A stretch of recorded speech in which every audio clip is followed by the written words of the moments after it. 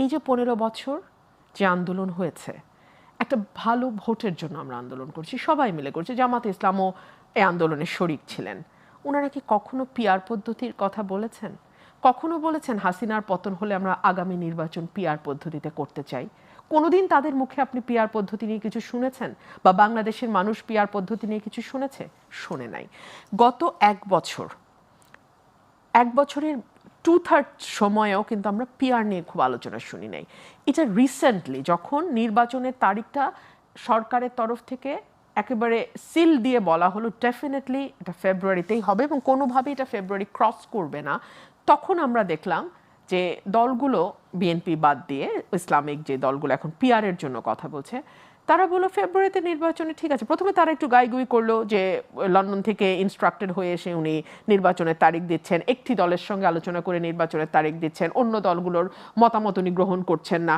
অথচ কিন্তু এই কথাগুলো বলার আগেই কিন্তু জামাতের আমির নিজেই বলেছিলেন যে রমজানের আগে হলে ভালো হয় নির্বাচন। তখনও কিন্তু পিআর নিয়ে আমরা কিচ্ছু শুনি নাই।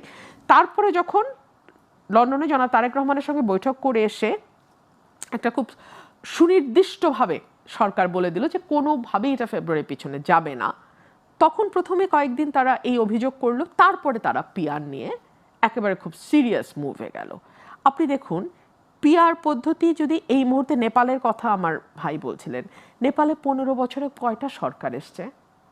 12টা থেকে 13টা সরকার এসছে। আমি ভুলেও গেছি 12টা না 13টা। তো আমরা কি এইটা চাচ্ছি? এইটাই চাচ্ছি আমরা? এরকম পরিণতির দিকে আমরা যাই?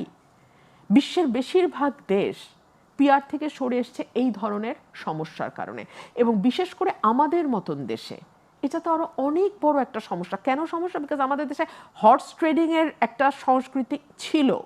হর্স ট্রেডিং মানে আপনি অন্য দলের এমপিকে টাকা দিয়ে কিনে নিলেন, পরের দিন সে সংসদে গিয়ে বলল আমি এই সরকারের সাথে আমার আস্থা নাই, অনাস্থা।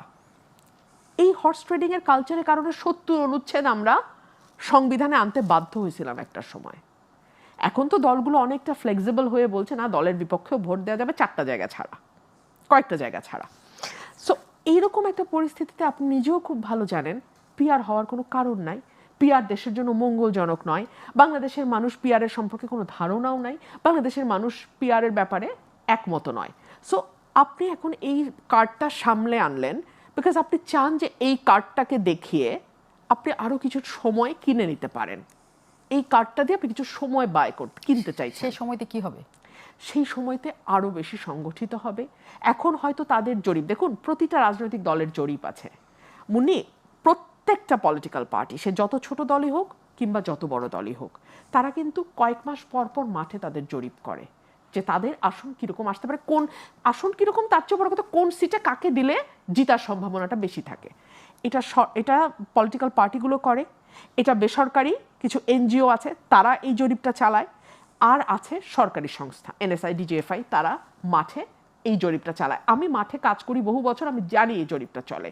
সো এই জরিপ, জামাতের যে হাইপ আমরা দেখতে পাচ্ছি এবং প্রশাসনে তাদের যেরকম একটা ইনফ্লুয়েন্স আমরা দেখতে পাচ্ছি, যেই মুহূর্তে নির্বাচনটা হবে সেই মুহূর্তে তাদের সত্যিকার অর্থে তারা আসলে কতটা সিট পেতে পারে সেটা বের হবে, এবং সেই সংখ্যাটি তাদের সম্ভবত খুব একটা স্বস্তিদায়ক বা আরামদায়ক সংখ্যা নয়।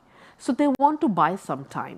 এই সময়টা তারা যতটা নিতে পারবে, তারা নিজেদেরকে যেমন সংগঠিত করতে পারবে, একইভাবে তারা বিএনপির মতন পলিটিক্যাল পার্টিগুলোর বিরুদ্ধে অনেক বেশি সামাজিক যোগাযোগ মাধ্যমে প্রচারণা চালাতে পারবে, যত না ত্রুটি তার চেয়ে আরো 100 গুণ বেশি ত্রুটি। এই সময়টার জন্য তারা যদি রাস্তায় নামে, বিএনপি কি করবে? তারাও রাস্তায় নামবে? আমি জানি না বিএনপি কি করবে।